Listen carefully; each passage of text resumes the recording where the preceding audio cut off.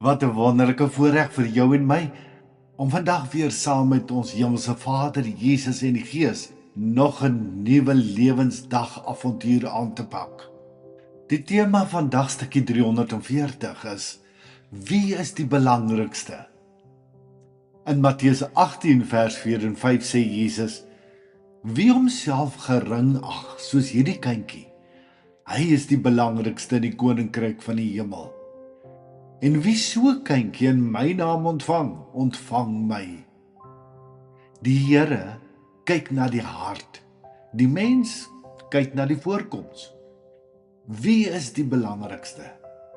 Elke mens wil maar te graag belangrik wees.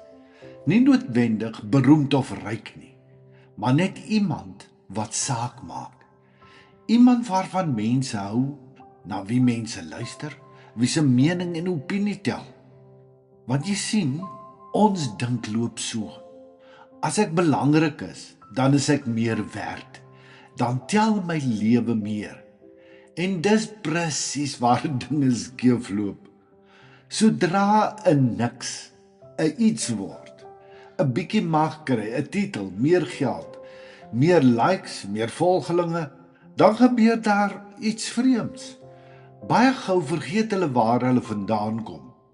Hulle begin anders praat, anders loop, anders kyk na die mense wat nog steeds nikse is. Dis amper soos 'n ingeboude wegsteekmeganisme. Nou dat ek belangrik iemand is, mag niemand my meer onthou as die ou wat niks was nie. Die disippels het ook so gedink. Hulle het al hoe meer begin wonder, wie gaan die belangrikste wees? Eers in die koninkryk van God, later sommer ook hier op aarde in Jesus se kabinet.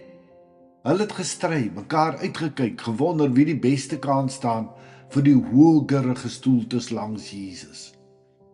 Hulle wou weet wie is nommer 1. En toe gee Jesus hulle antwoord wat hulle heeltemal ontkant betrap het. Hy roep 'n kindjie nader.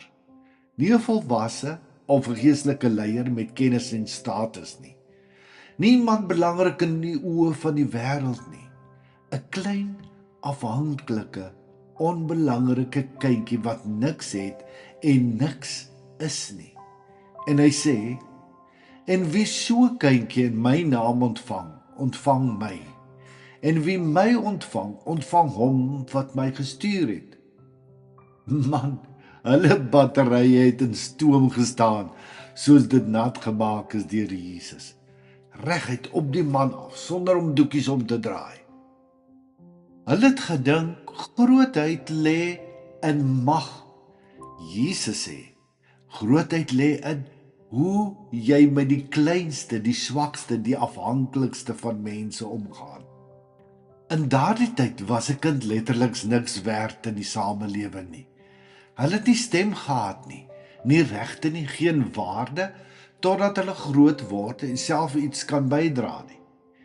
Jesus sê, juis daardie mens is vir my die belangrikste. Nie die een met die titel nie die een met die groot huis of die vet bankrekening nie die een met die meeste invloed op sosiale media nie, maar die een wat niemand raak sien nie. En dan gaan hy nog verder. As jy so iemand in my naam verwelkom, as jy vir hulle omgee, as jy hulle raak sien, waardeer en oppas, dan verwelkom jy my. En as jy my verwelkom, verwelkom jy die Vader self. Die kelnerin wat ons koffie bring, die ou oom wat by die robotblomme verkoop, ensovoorts. Hulle is die toets. Nie die mense wat alreeds dink, hulle is iets nie. In God se oë is belangrikheid nie hoe hoog jy staan nie, maar hoe diep jy liefhet. Iets om oor na te dink.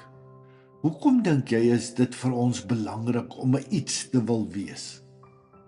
Wat dink jy maak dit vir ons moeilik om te aanvaar wat Jesus oor ons sê?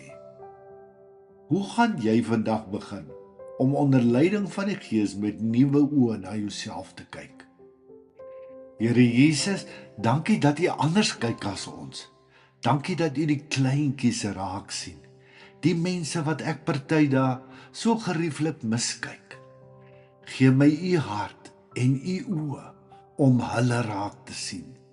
Maak my hart sag vir die wat deur die wêreld weggesteek wil word. Amen.